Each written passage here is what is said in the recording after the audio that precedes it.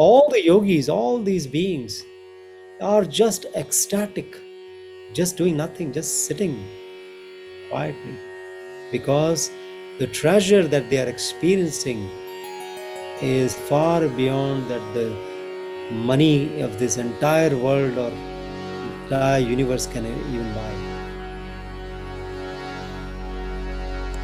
Hello, everybody, and welcome to Illuminating Dialogues number 10, where I have the very special honor of talking to Punnu Singh Wasu here today. How are you, Punnu Singh? Very good. Thank you for having me, Jhoty. Thank you for coming on. It's really a pleasure to have time with you to talk today. Just to give you a short introduction, for those of you who don't know, Punnuji has traveled decades on the path, gaining deeper conscious awareness, singing powerful heart-touching kirtan, balancing life force energy of Reiki, and helping many people around the world go deeper, healing their inner self, getting in touch with their spirit reality. And in Bali, when I was there, Punnuji has helped me experience a higher state of consciousness through meditation and connecting deeper with my own energy, and also helps raise my energy levels in the morning on my way to work by listening to his kirtan on Spotify. So thank you again for coming on Illuminating Dialogues. I created this podcast, Illuminating Dialogues, to have a illumination or a flow of meaning between the guest, the listener, and the people listening as well, to journey in a conversation maybe we haven't gone before. And it's also a personal journey for me, because as I learn and progress, I'm learning with the viewers as well. So with that being said, because it's called Illuminating Dialogue, if I could ask you, what lights you up? What lights me up? Yes. Every breath and life itself. The interesting moments that we all go through, and what I'm going through, what everything is around me happening every moment. The breeze, the sun, the moons, the stars, the people, the animals, the plants, nature, everything. It's just an awe. It's a miracle happening every moment. That lightens me up. Amazing. And as you say, charidikala, or we can feel a certain bliss from you just talking about this. So I'm really keen to talk about some of the aspects of kirtan and meditation and consciousness. And I know that sometimes in a talking way, we cannot really experience the full flavor. But for those of the people who are just exploring in this area, I think it can be very enlightening to talk about, and for you to share your wisdom. So I know that you've journeyed into kirtan and gained deeper consciousness on your journeys in India. So if you'd be able to share a bit about your journey into kirtan and the people you met along the way in India as well in your journey. Yeah. So Kirtan for me has been given as a gift by divine, I would say, and also my father, who is a Kirtan singer. So as a early childhood, I was already put into Kirtan, I would say, since age 5. I was already sitting next to my father, not understanding all the shabads, all the lyrics of the songs, but just listening to it, following, singing along as a kid. And then when I was 10, I was sent to a school where I studied Indian classical music, which helped me for many, many years to go deeper into vocal and harmonium, tabla, mandolin, and different instruments. So this is how my journey started, and I traveled all over India, almost all over the world, sharing the kirtan, the message of the gurus, of the enlightened beings, the message of love and peace and harmony, happiness. So this has been my journey with kirtan. It has helped me immensely, and also along with kirtan, my interest was in healing, yoga, meditations, all that. So also questions came up about my identity, who am I, what am I doing here.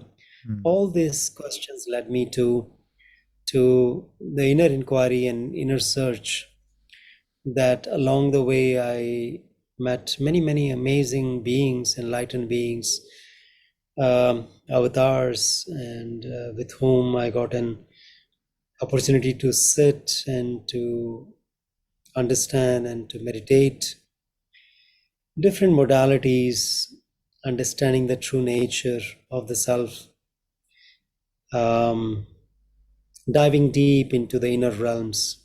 mm, And it continues. There is no such destination that, okay, I am arrived. We are always journeying, mm, we are always evolving. And as we evolve, everything evolves around us. mm. Amazing journey. And as I hear you speak, I'm starting to relax in my body as you know, speaking that as that, and I'm sure we'll go into that because this is power of Shabad or vibration that, like you said, spinning presence with avatars or people, even by people's presence, you're also affected in that way. Absolutely. I don't know if you could speak to um, a bit more about meeting those people, because if you're on a journey like me, I think a lot of people in UK are, they've read Eckhart Tolle, or maybe like the uh, Daily Life of a Yogi, books like this. And so if you're able to maybe speak about the experiences of meeting those certain people, and how you're able to learn, not intellectually, but more intuitively in that aspect. Yeah, meeting with those people have actually brought me into the inner understanding of what life is, who am I, what is the purpose of life, and what is the whole mystery of us being here in this planet, and how we can actually learn to take responsibility of our lives, and not to keep on blaming ourselves or others or situations that are happening. Understanding the law of the unconscious mind, how the unconscious mind plays different roles in repeating those patterns, those paradigms that we keep on repeating, and we are compelled to do certain things that we don't want to do, and we don't do things that we want to do. And also how it plays a role either in constructing your life or destructing. So understanding this unconscious mind, understanding the law of this unconscious, and how to realign ourselves from the lower consciousness and Mm, align to the higher consciousness, and then also learning the secrets and potentials of this universe, the mantra of life, the what is the secret of life, you know. mm, People just chant like parrots sometimes, just being unaware of going into just chanting, not even realizing what they are doing. It mm, has become like a just a routine, this mantra chanting without even understanding, without even, I know there is this effect it does to the mind, it quietens, mm, but it doesn't take us into the deep realm. mm, So there are different ways of chanting mantras or kirtan. Understanding these secrets, potentials in the vibrations of these mantras is, if you're just repeating without the involvement of the mind, just by the tongue, it has zero effect. When the mind is involved, when you understand it, it has, I would say, 100 volts of current that it produces. When you sing it with the heart, it is produce 1,000 volts. When you sing it with the prana, the navel, with each and every cell of your body vibrating in, that's 10,000 volts.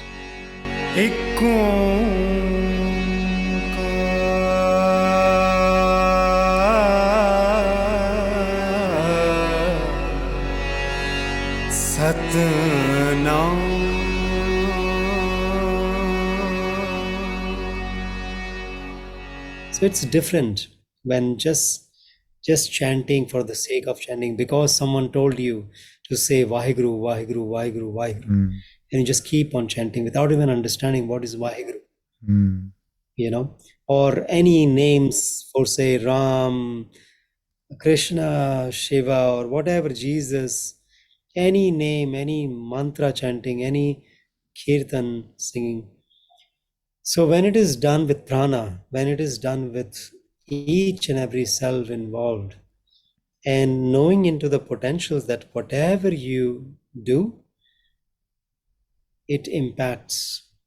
So in Sanskrit they say, I am that I am. Tat tvam asi. I being the consciousness that has beginningless beginning and endless end, consciousness that is the stuff of the universe, everything is consciousness. The word that refers to the stands, the decisions that we take. Whatever we decide upon, the universe, which is alive, brings about those experiences, brings about those people into our life. Whatever we say, the consciousness simply says back to us, so be it. I am that what I am. So understanding that the power of the mantra is very, very powerful. Whether it's positive or negative, whether it's a praise or a curse, it affects us very, very deeply. It impacts our life. Whatever we say, it becomes the reality. So words are to be used very consciously and being aware whatever we put out, because whatever we put out, so we receive, so we get. And then going into growth formulas, like growing into each and every aspect of our life. In life, either we are growing or we are dying. Either we are moving forward or we are moving backward. There is no static in this universe. The moment we stagnate, we die. It's like the river. The river knows only how to flow. It doesn't look back where it came from. It doesn't know where it is going, but it is just flowing. Of course, the destiny of the river is to merge into the ocean. And the ocean never refuses any river, whether it's the river is dirty, filthy, full of trash, or clean. The ocean knows how to recycle it. So is the divine. The ocean never refuses any river. The beings whose hearts are open, the open heart refuses no part of me, no part of you. Because when Kabir Sahib says, or Guru Nanak Sahib says, Awwal Allah Noor Paya Kudrat ke sab bande, Ek noor te sab jag upjya, Kaun bhale ko mande. When God created all of us from the same light, when we are all born from that same light, so who is good and who is bad? Who is right and who is wrong? Rumi also said that there is a place beyond the good and bad, beyond the right and wrong. I'll meet you there. So these beings are not involved in all these petty quarrels and wars and not wasting time on just, this mundane world, there is a place which is beyond the duality. I'll meet you there. That's where we meditate. Mm, That's where we actually do the remembrance, the simran of mm. the divine, And that's the where there is true, no absolutely. And that's the true meaning of the Simran. And I think what you mentioned there, the um, like you said, chanting and then going from the head and then taking it to the heart. I remember reading something, I think Guru Nanak wrote, where you're taking the mind like a bumblebee going to the nectar of the heart. So for those people who maybe don't know what kirtan is, or maybe haven't chanted or done mantras before, how can one take? Because I was also listening to your kirtan and I felt this aspect. It's very potent, especially when you're in person, not just listening in your car. Um, but how does one take that mantra and use it consciously, and like you say, from the mind and then from the heart, and generate that? in Gurbani they say simran, Mm, remembrance, mhm, 24/7, that we are part of the divine being, right? mhm, We all come from that. So, as understanding the true essential nature, Guru Gobind Singh Sahib said in Jap Sahib, Sat Chit Anand. What does it mean? Sat means existence. mm, Chit means consciousness, intelligence. Anand means bliss. So anything that we are experiencing, there has to be an existence to it. mm, And this existence, to understand, to grasp all this, needs to be conscious. mm, And this consciousness is intelligent. It knows exactly what's happening. And the nature of this chit, which is consciousness, is bliss. So all the masters, prophets, beings from different traditions, they found out that true essential nature is nothing but Sat Chit Ananda. When we abide into our true essential nature, it does not matter what tradition, what culture we come from. It does not matter. Whether it's Sikh, Hindu, Christian, Zoroastrian, Jewish, Islam, does not matter.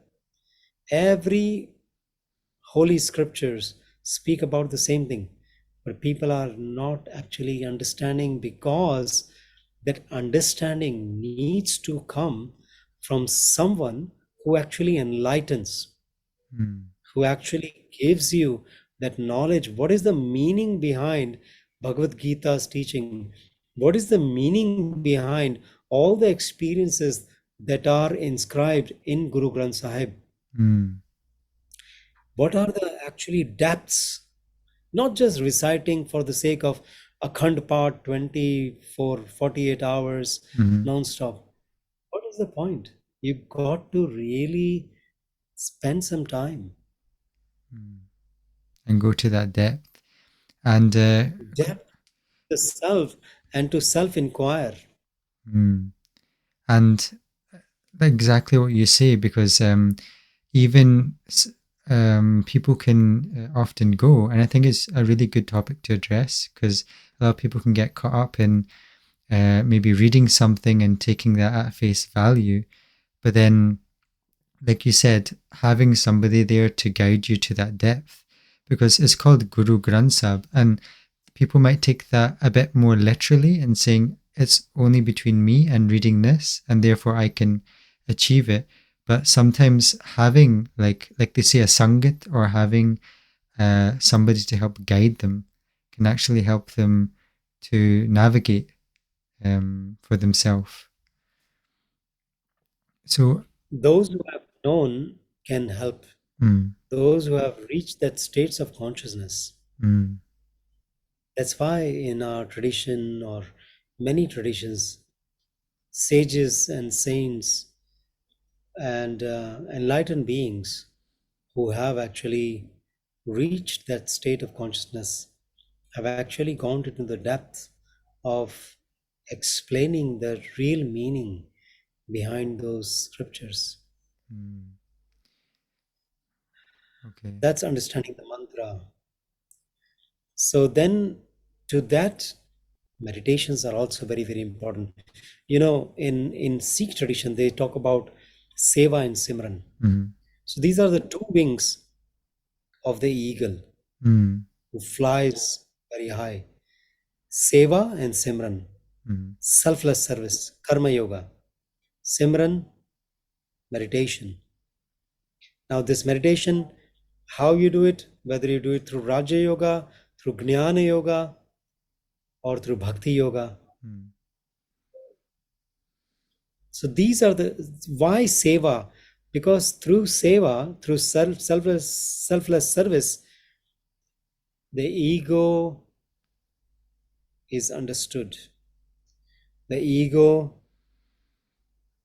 goes down. Mm. Nimarta, you become humble. Mm. You understand.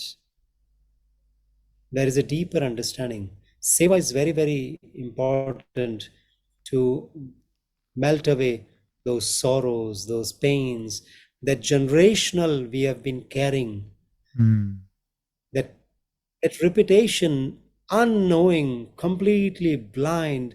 We just repeat doing because our great grandfathers, great grandmothers have done this, so we just keep on repeating, not understanding why we are doing all this. Mm. So deeper understanding needs to happen here. And I really feel that as well, because from kind of going out and being a bit explorative in a new way, it's also a lot of fear you have to overcome. Yeah. And when you're overcoming fear, you're also feeling this inside, like in the stomach, for example. And if I could just talk about, the meditation that we did in Bali, then that took me more into the understanding of, hey, there's actually different things going on here. There's different that we maybe don't talk about on the surface level of Sikhism or Sikhi, is these different energy channels in our body. And I know maybe this is not putting much of a high importance, because the Seva and Simran helps with the, like you said, melting away with the ego first. So for those people who are not familiar with these energy channels and maybe a bit more disconnected, and who are starting to reconnect, what is the importance of guiding into these different energy channels? They're called chakra system. Uh-huh. What's important to connect to these and know these as well? Yeah. So see, all the people who have actually experienced as a yogi, because Guru Nanak Dev Sahib was also a yogi. Mm. He was immense. So all these beings have experienced this prana shakti, Mm. which is life force energy, which is Mm. called kundalini shakti, Mm. right? So these beings, so first of all, you have to understand that the body comprises of different layers, Mm. different sheets. The first layer is the physical body, which is called Annamaya Kosha, Mm. according to the yogic language. Anna means the food that we eat. Mm. In India, we say, Jaisa an, Vaisa man.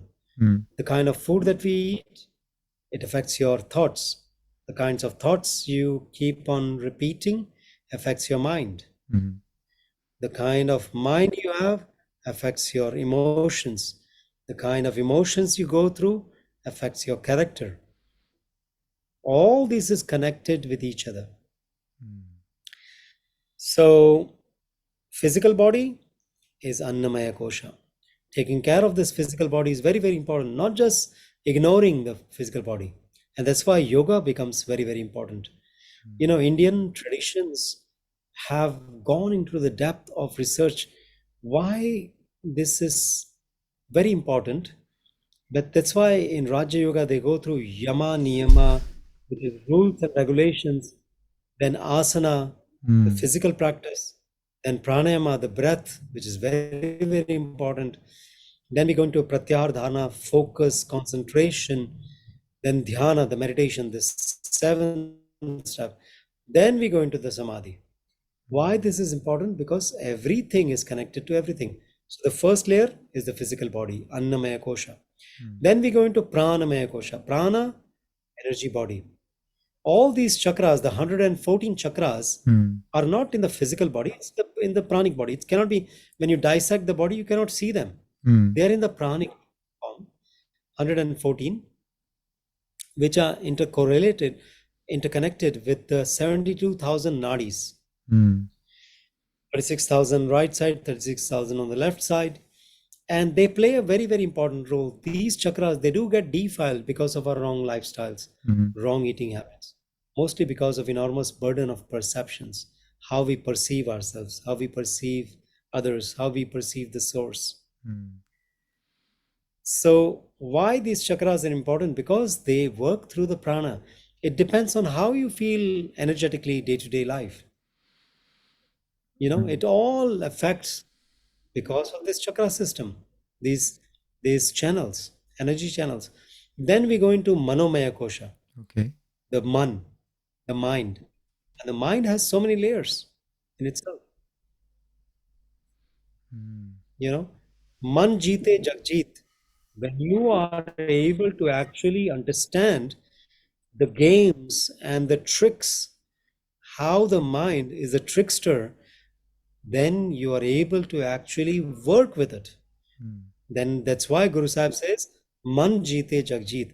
Once who is able to conquer the mind, conquers the whole world. Mm. That means he or she conquers the senses which takes you outside Mm. and is aware how the mind drives us completely insane and completely pulls us out from the reality. Mm. Of what's happening. The Yeah, mind is also can be seen. Actually, it's a very beautiful tool when Mm. used properly. It is a very good servant, but not a good master. Mm. So the mind is, I give always these examples, is like an electricity generator working overtime. And the grrr sound of this generator doesn't allow us to experience anything fully and completely. Mm. Everything is muffled by the sound of the thought. Everything is disturbed. You know, we are not unable to actually experience the evening breeze, the smile of our children. When we drink a glass of water, so many thoughts are going on. Mm. We are unable to actually sit without any thought. Of course, it takes years and years of practice to actually see the stillness. That's why Patanjali says, Thiram Sukham Asanam. When you do the practice of asana practice, make sure it's still and it's easy Mm. and it gives you happiness, Mm. not a torture. And What if is happening in in the world right now, it's becoming circus. Mhm. And like you mentioned, the happiness, not torture, because one of the things when we were in Ubud that caught my eye is your lightness and the humor, and it's like, oh, okay, this is not a heavy thing to go through, because people often think, if you're especially from a religious side or you're exploring this aspect, that it must be quite serious and it must be quite heavy, but actually when you connect to the heart and then the mind goes a bit more still, this sporadic or spontaneous playfulness comes out. So, um, so I Absolutely. guess that this happens after doing a lot of kirtan in this right way, connecting to this uh, anhata, right? Anhata is this energy center here. Yes. So that's the fourth center. I'll come there. Yes, Let's just go through what I was just sharing. So yes, Pranamaya Kosha, then Manomaya Kosha, the yes. mind. The other example I give about the mind is like a donkey we Mm-hmm. have been carrying on our shoulders, the heavy load of the donkey, and the big head of the donkey is resting on our small head. Mm. And we have been carrying this heavy load for such a long time. It's time to put the donkey down and jump on the donkey and ride the donkey. Whether you ride the donkey or the donkey rides on you, nevertheless, Mm. the donkey remains. Whether you use the mind or the mind uses you, nevertheless, the mind remains. That's the Manomaya Kosha. Then we go into Jnanamaya Kosha or Vijnanamaya Kosha, which is intelligent, intellect, inquiry, science, all this. Mm. Then we go into Anandamaya Kosha, which is bliss. Mm. You know, such Khand Vase Nirankar, Mm. Kar Kar Vike Nadarnyal. You know, Guru Nanak Sahib in Japchi Sahib, he has explained all this, what yogis have been trying to explain. And Guru Nanak Sahib's experiences, what he explained, is actually very practical Mm. because it's coming from him, because his own personal experience. Mm.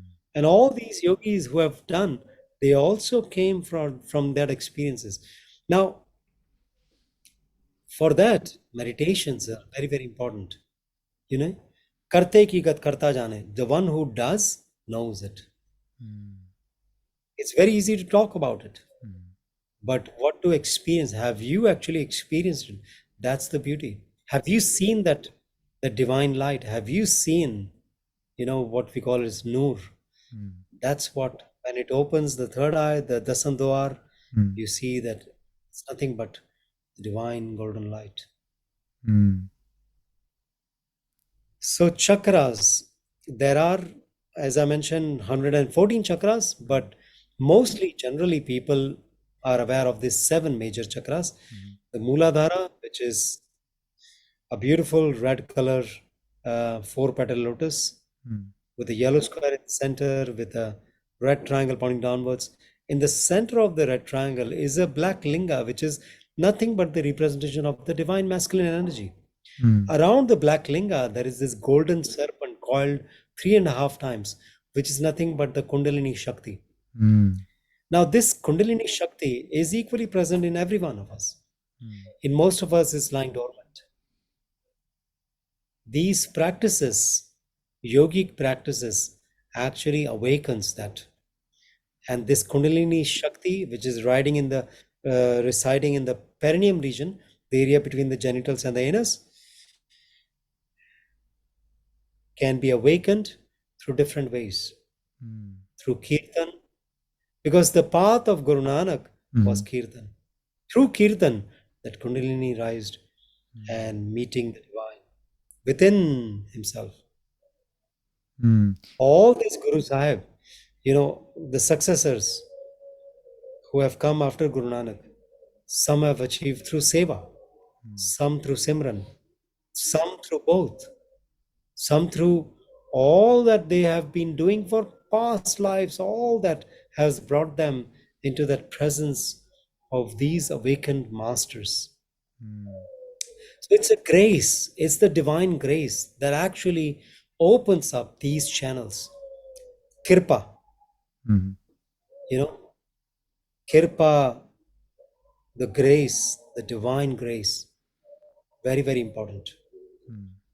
And then we go into the second chakra, which is Swadhisthana, Mm. a six-petal lotus, orange in color, with a light blue crescent moon, Okay. located between the genital region and the tip of the spine bone, Mm. in the center, in the middle. The element is water element. The first chakra, Muladhara, the element is earth element. Mm. Second is water. And these colors are also rainbow colors. Okay. And all these elements that we see in this outside world are within us. Mm. Then the third one is fire, which is Manipura, And navel region, just for the 10 listeners, petal lotus. you were mentioning Yeah. the petals, like 10 petals and different number of petals. What is the meaning behind the petals as well inside the body? So these petals means that much of the nadis are connected, that area, Okay. because we have 72,000 nadis Mm. and we have 114 chakras. Mm. So if there are four petals, that means four nadis are connected. Okay. So the channels, the opens up. Okay. So the third chakra is Manipura or Manipuraka, which is in the navel region. Mm-hmm. 10 petal lotus, bright yellow in color. Once again, you see a triangle pointing downwards. In the center of the triangle is a blazing fire, Mm. which is called the Jathar Agni, immense power essentially for the physical strength. Mm. Now, these three chakras are essentially for survival. Right. Now we go into the Anahata, which is the heart, Okay. which is in Sanskrit we call it Hridaya Gufa. Mm-hmm. That means there is a cave within which the being is meditating. Mm. The witnesser is witnessing, the observer is observing. Okay. All that is happening is being seen. There is seeing but no seer. So it's just all that experience after experiences. Mm. That's what we call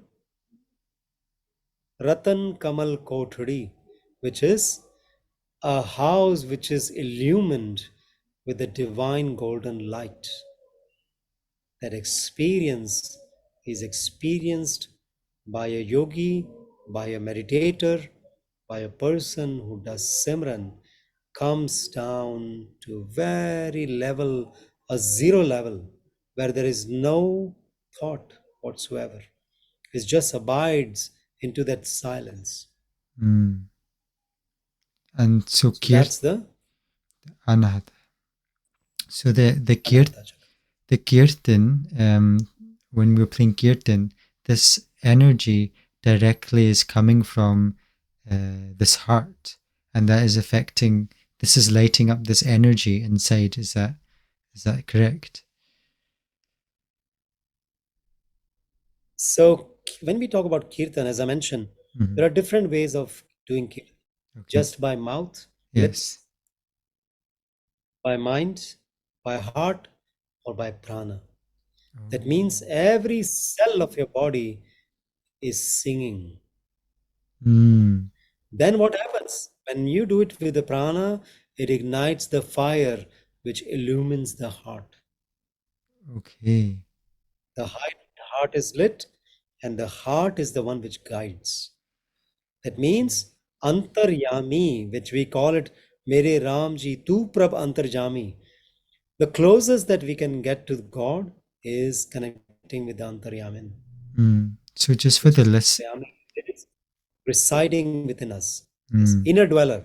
inner dweller. So for the listeners who maybe have not had that experience of prana, just with the mind, let's say they're focusing, or with emotionally with the heart, if they're going into this prana aspect, how how are they tapping into prana? How can they begin to sing kirtan with prana? Everything happens with Kirpa. Mm, Ask for it. mm, Kirpa kije naam tyaiye. Ask and you shall receive. Knock and the door shall open for you. Seek and you'll find. mm, Because we are not separate from it. mm, That's the thing. We are not separate from that divine. We are part and puzzle of that big being, you know. mm. Just part of letting So, go. sorry, Complete surrender and letting go into the energy of it. surrender happens. Mm, You cannot surrender because if the ego is there, if there is emotional stuck, if you have not done work on yourself, mm, you cannot surrender. Surrender word is absurd if one has not actually come to an experience of actually going through what he or she has to go through. mm. So surrender happens. Okay, this is very key point. And so, So yeah, Anahata, this chakra has 12 petal lotus, green in color. And within those are two triangles. One is pointing downwards, one is pointing upwards. The feminine and the masculine energy is coming together, and a Jhoti, Mm. which is your name, a light, Mm. a Jyoti, which is shining Mm. always. And that is what the Jivatma, that is what is one who is speaking right now. That is the one who is listening. This body does not have a power if that Jyoti is out. Mm. If that Jyoti is not there, we cannot see, we cannot listen. It is that Jyoti which is the driver of this body. Mm. It's residing within us. That's Anahata Chakra. Anhat Dhun Vaje Nit Vaje. There is a celestial music going on, happening within us that a meditator is able to listen to. Mm. Gai Sadgurbani. When that Anhat Dhun, Naad, a full-on orchestra is happening Mm. without any band members, without any instruments within you, 24/7, and people are completely unaware of what is happening. Mm. So this Anahad Shabad, Nad, Panj Shabad that is talked about, could you maybe speak about this? What and Nam? What are they all the same thing? The celestial music?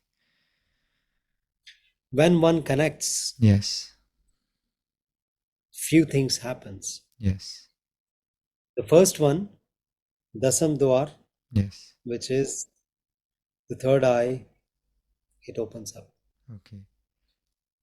When this Dasam Dwar opens up, it connects to the pineal gland, Yes. and there is the release of DMT which happens, and you are able to see divine golden light, Mm. hundreds and thousands and millions of sunlight.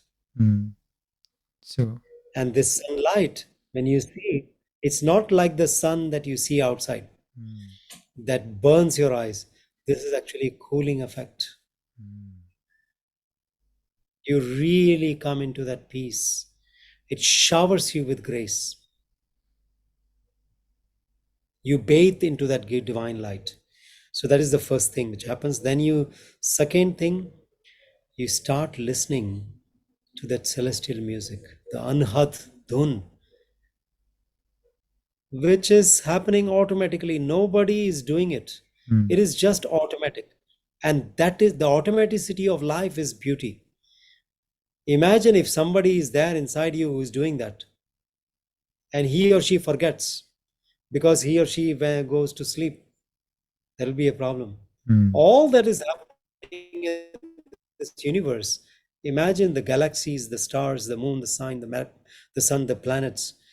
If someone is in charge of that, who is actually taking care of, oh, I have to do this, it's not like that. It is that that consciousness is unknowable. Mm. इन्हीं तेरा अंत ना पाया जोगी जति तपी पछारे. Everybody started, how is this whole things are happening? Who is doing it? Mm. It is the automaticity of the life, and that is why it's called Vaheguru. Vah. Wow. Vah means astounding, amazing. Guru, that master, that being that is actually doing everything. It's not that limited to any culture or caste or gender Mm. or color, nothing. It's beyond. So Anhat Nag, when this opens up, you abide into that Antaryamin, that Vahiguru, which guides you from within. Mm. Then you go into the throat chakra, which is the powerhouse, which is 16 petal lotus, blue in color, with a light blue crescent moon, and again a Jyoti, a light. This chakra opens up to the mystical dimensions. Mm. This is why the yogis, Guru Tegh Bahadur was meditating for 40 years. Guru Gobind Singh Ji, being in the past life Dusht Daman, meditated his entire life. Mm. All the yogis, all these beings, are just ecstatic, just doing nothing, just sitting quietly, because the treasure that they are experiencing is far beyond that the money of this entire world or entire universe can even buy. Mm. One mukta, the one who is liberated, is the richest being on the planet. You can be the richest person or very powerful person, but if you are not a mukta, the one who is liberated, you are merely a beggar. Mm. Samund Shah Sultan. That reminds me of this. So he or she becomes the sultans of the Mm-hmm. sultan, Shahi Shahan Shah, Mm-hmm. the kings of the kings, the queens of the queens. So once you abide into that beauty, this throat chakra opens up, you connect with the mystical dimensions, that energy rises up, shoots the pineal gland, the third eye opens up. Mm-hmm. This is where, in Sanskrit, in the yogic term, they say the Shakti meets the Shiva. Mm. Or in Chinese, they say yin yang. Mm. All this is one and the same. It's all, it does not matter what, again, this, it is all one and the same. Mm. It's not matter what words you use. And so the Dasam Dwar, this is this aspect or at the top, because I Here. know it's here. No, this is the 10th door, which is closed. 9 door in a body are open. Okay. The 10th door opens up through the meditations, through Guru's Kirpa. Mm-hmm. Then from the journey from here to here, which is the crown chakra, Mm-hmm. only happens sheer grace. Okay. So the seventh chakra, which is called Sahasrara, Mm-hmm. 1,000 petal lotus, violet in color, Mm. with a golden Jyotirlinga in the center, emitting the light, the divine golden light. Flowering of this chakra leads to the state of complete union with cosmic consciousness. Mm. You open into the encyclopedia of the universe. This is why enlightened beings who have never gone to schools, colleges, but they have the knowledge of the entire universe. Mm. Where do they get this? Because they are super connected Mm. to all that is. It is just straight download. Mm. Straight. And so people who are beginning to, so for example, when I'm meditating, I can feel, or just sometimes just walking in nature, I can start to feel this, But like, what is the progression where people are, because this happens as you meditate more. So for people going deeper and connecting deeper, um, is it through this meditation that then you'll begin to experience deeper connection? Whenever that happens, it is asking you to meditate. Mm. It is knocking at your door. Mm. This is the center of the intelligence, the Agnya Chakra, Mm-hmm. the two petal lotus, indigo in color, with a light blue linga in the center where the solar and the lunar energies synchronize with each other. Mm. This is where it's called Bhrukuti or Bhrumadhya, Okay. the third eye, Mm-hmm. which is where there are three very important nadis, Mm. Ida, Pingala, and Sushumna, which is the feminine, the masculine, and the neutral nadis. They start from here, intertwining along the central axis of the spine, going deeper into the Mooladhara, Mm. connecting with the Kundalini Shakti. When the Shakti rises, opens up these chakras, opens up these, that Shakti clears, opens up the frequencies, and meets the Shiva into the center, Mm. the center of intelligence. So, whenever that happens to anyone, that means it is wanting you to meditate, sit Mm. and remember who you are. Mm. Okay. And so it's almost as if that energy channel in the body is wanting to naturally wake up and remember, or Simran. Okay. Yes, Okay. Yeah. Thank you for explaining absolutely. all of this, because I think it's very useful for people, especially who have not, have started on this journey and who are starting to connect, but they're not very sure, what's happening, or how to go about this. I don't know if there's anything else you wanted to say on the chakra system, and on the energy flow, because I had also really curious about Reiki as well. Well, I've said it a lot Yes. for the chakras.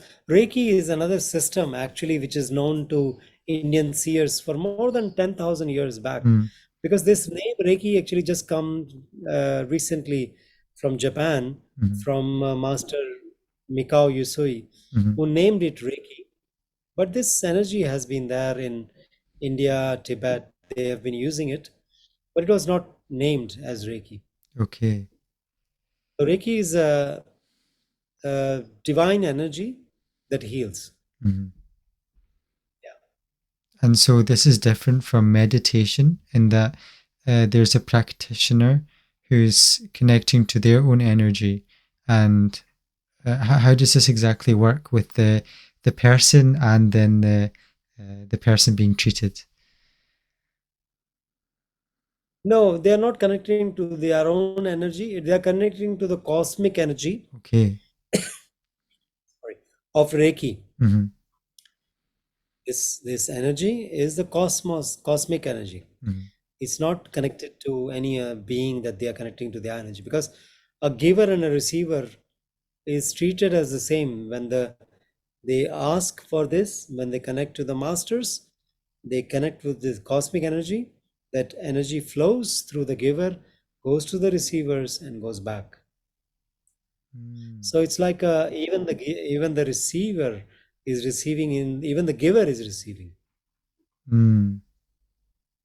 So it's opening this uh, channel up into just, it's a more, it's not an active thing. It's more of a opening, or a passive exercise, in that you're not actively channeling something. No, Okay. again, it's just through prayers and through asking for that, it Mm. just flows. Of course, you need some attunements for that. Yes. So master who has done through, grandmaster or master, they tune you. Okay. Got you. So yeah, because I think a lot of people, especially coming from the UK side of things, they might see, again, just like on religions, they might see these different entities as very separate. And so this helps clarify that, how they're connecting to this. Energy Um, is same. It mm, does not matter what name you give it. mm. And so a lot of people, especially from the background here, they talk a lot about, some people might be very resistant to connecting to the chakra or the energy system that we talked about, or might be a bit unclear. There's one story I always have in mind, which is where I think Baba Siri Chand went to the fourth Guru Ramdas, and he unlocked the different siddhis, and I think he was quite in a more proud state, and he went to Guru Ramdas, and he was like, I should be guru or exalted, and why are you guru? And Guru Ramdas said to wipe the feet, my beard, to wipe the feet of great men like you. So a lot of people take that story and maybe a bit more resistant to connect to these, or to connect to having greater power. So could you maybe speak into how can somebody connect to their own energy, but also, like you mentioned at the start, melting away their sense of self. So not getting too stuck on maybe more religious dogma, fundamentalism, but also when they're connecting to these energies, not to have maybe a spiritual ego or to get carried away with this. Yeah, that happens with deeper understanding. Mm, That these powers, these siddhis, can actually enhance your experience of life and connect you to the higher faculties. mhm. It can also drive you nuts. It can give you that ego Yes. centric nature. And this is what we have to be very, very aware that whenever that happens, to be very distinctively aware, okay, where is it leading me? Mm, Is it leading me to rise up in consciousness, or pulling people down just for your personal gratification, mm, just to get something out of, mm, That's why Guru Sahib say, मेरा मुझ में किच नहीं, जो कुछ है सो तेरा, mm, तेरा तुझको सौंपते क्या लागे मेरा. Whatever I am having, it's all the gift of you. mm, I came empty-handed, I will go empty-handed. Whatever I have received, I received as a gift from you. mm. When one remembers this, all the gifts are from the divine. जे राज देवे ता कौन बढ़ाए, जे भीख मंगावे ता क्या घट जाए. Whether you make me the king or the beggar, Mhm, I'm just grateful to you. You know, in whatever situation you keep me, I'm happy. And that's where the divine opens up through the gifts of the divine qualities mm. in every aspect. And Of course, there are tests like happen to our Guru Sahib also. yeah. There are many, many tests that happens.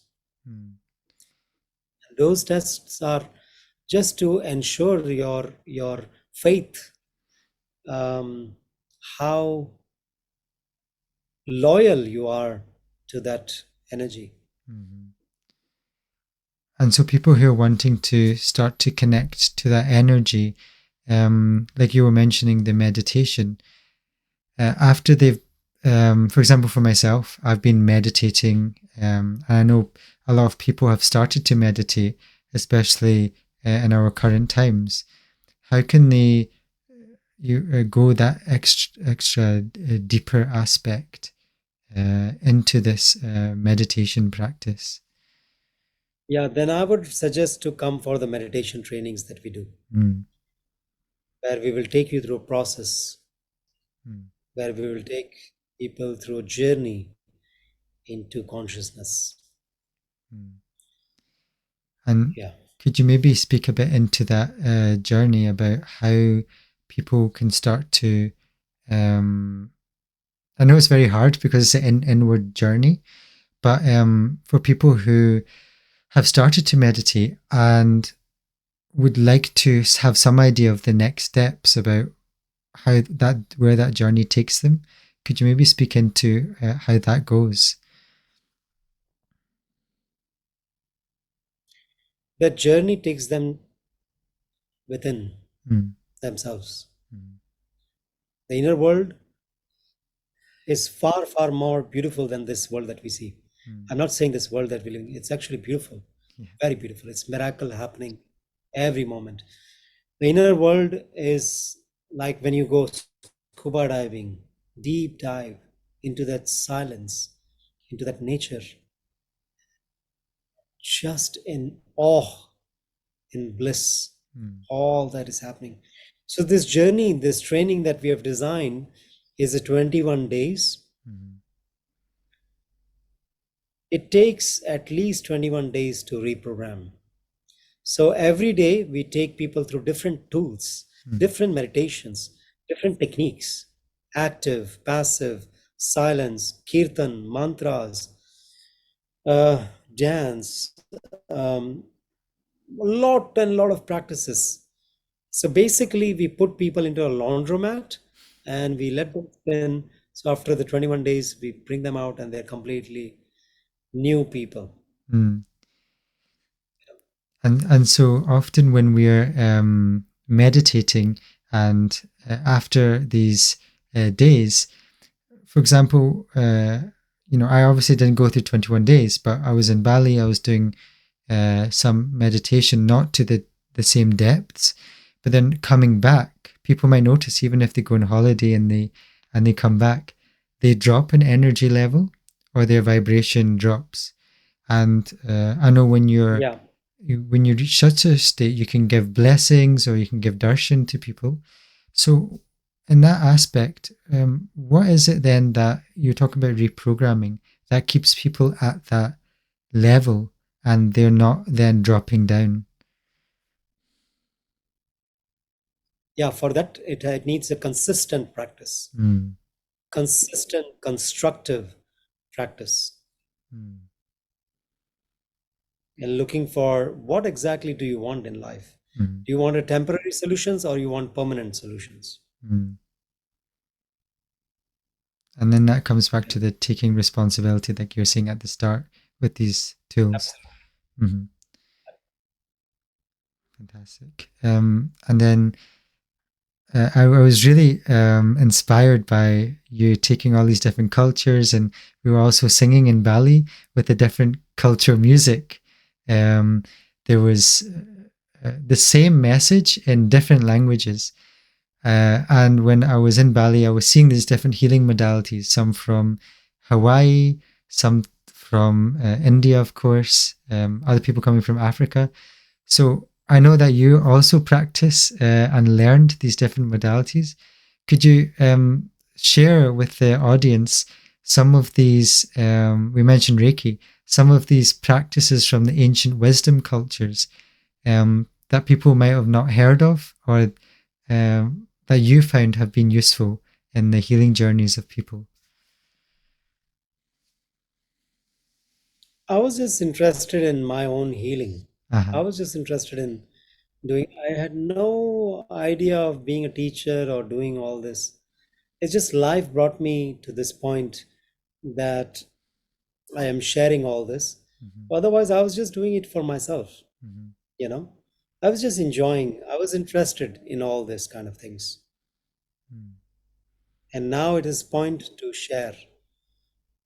And it all has happened just because of whatever I personally have gone through in life and brought me to this point. And I'm immensely grateful that what gives me immense joy is when I see somebody's heart flowering, when someone is actually transformed, when they are happy, when they go back home, has a smile on their face. That gives me immense happiness. That gives me immense joy. Mm-hmm. Amazing. And yeah, and I could just feel that as people, especially a lot of young people were coming in and they were feeling a lot of release and they were feeling much happier and they came out because I think the world could do with a lot more seva, leading from the service, from the heart. Um, Yeah. for the younger people coming up, because there's definitely, I'm feeling like there's a shift happening worldwide where people are going a bit deeper. They're wanting to meditate more. They're wanting to learn more from all cultures. Um, for these people like myself on these lines, is there any advice um, you would give them as as they're starting their journey? Follow your passion, follow your heart. Mm, That's it. Listen to what your heart says. For that, you have to really go in silence and listen. What is it that you want? mm, And then actually obey what the heart says, mm, not the mind. You have to be very, very careful what the mind says and what the heart says. So the mind, whatever it wants pleasures. mm, Heart wants fulfillment. mm. And liberation. And like you were speaking to at the start, that jot in the heart, it's that aspect of that calling. मन तू ज्योत स्वरूप है अपना मूल पहचान.